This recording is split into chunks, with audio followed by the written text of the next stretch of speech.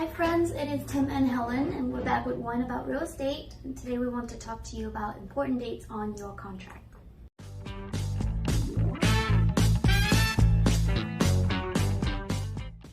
Absolutely, this is good. We are drinking a Big Churn Chardonnay 2019 from California. It's nice and crisp. So, important dates on our contracts. Yes, binding agreement day. Is this the date that you signed, or? Not technically. So, Helen and I, we are realtors, and most of us, all of us in our office are realtors. So, we use standard Georgia realtor contracts, and there's important dates that are needed in a contract.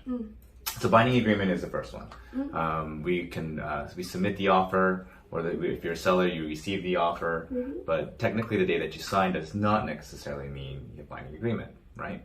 Yes, it's the date that everybody signed. That becomes your binding agreement date, and all the other dates just follow that binding agreement date. Yeah, so think of binding agreement date as day zero. Yep.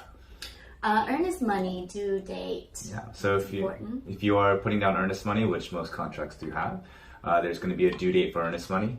Again, all these dates are going to be dependent on how you draft your contract and how the contract is written. But earnest money due date is another big one. So that's when you have to provide your wire, your check, money order, cash. Well, not cash, but basically a deposit. Yes. That goes back to you at the end of the transaction as part of your down payment. Due diligence deadline. We always recommend that you do your due diligence. This is when you bring your home inspector in, your family members in to see the house if they haven't. This is a time period, basically 5 to 7 days, depending on your contract again. Yeah. Sometimes 10 if we can push it, but in this market it's usually 5 to 7. If we can. Sometimes we put 0. So basically due diligence is your backup period. You can cancel for whatever reason whatsoever. But like Helen said, you have to make sure that you have all your inspections done and negotiated everything.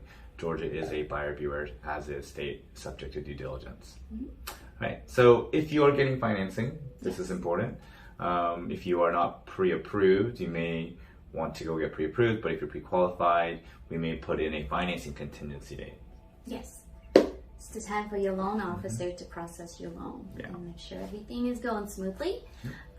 Same with appraisal contingency. This is when your loan officer will hire an appraiser to come out and determine the value of your house. Yes.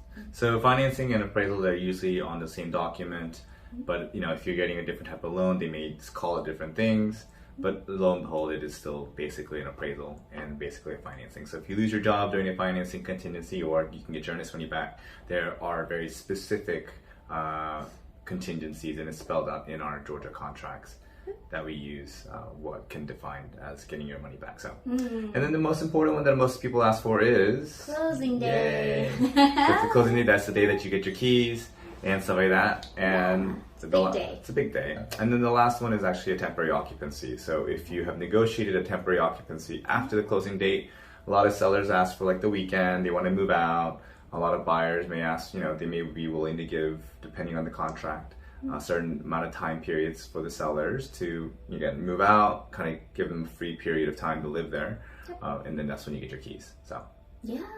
Those are the major dates. Major dates. Let us know if you have any questions.